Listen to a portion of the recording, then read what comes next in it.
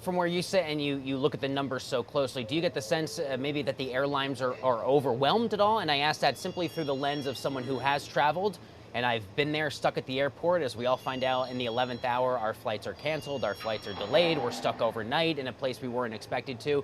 Seems like a lot of people are experiencing that this summer. Do the numbers reflect that maybe the airlines are a bit overwhelmed right now in terms of the actual surge of consumer demand? Yeah, great question. And I would say staffing is a challenge, not just for the airlines. I also think this is an issue for the government when we think about air traffic control and TSA workers and what have you. There's a lot of flow going through right now. We're almost back to pre-pandemic throughput. We are not back to pre-pandemic staffing levels on either the airline side or the government side. So there are instances where you have, unfortunately, little room for error, a weather event, a thunderstorm or what have you, and that can really have a domino effect in some cases.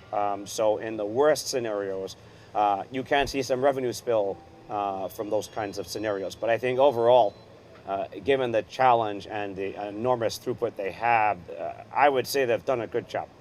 What are some of the biggest headwinds facing the travel industry that maybe we wouldn't even necessarily consider, even if we do know the headlines and what a lot of the challenges are? Yeah, absolutely. Supply is one. So supply is good news and supply is also bad news. So that lack of capacity on a per capita basis probably persists for some time as supply chain issues with the OEMs are just starting to get resolved. But it takes a couple of years to get new planes. Labor is a big one. You know, a lot of pilots retired in 2020, took their packages and left. You have a mandatory retirement age of 65. You need 1,500 flight hours before the guy or gal gets in the cockpit. So that supply is a big issue going forward. So on one level, yes, it's hard to see overcapacity coming. On another level, you have some potential cost headwinds for those airlines that have not reached a labor deal and don't necessarily have the international long-haul revenue tailwind to mitigate that cost pressure.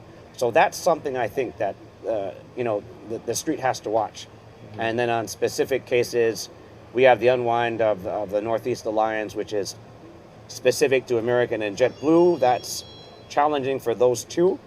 And all else equal, probably as marginally good news for anybody else that competes against them in the New York and Boston area.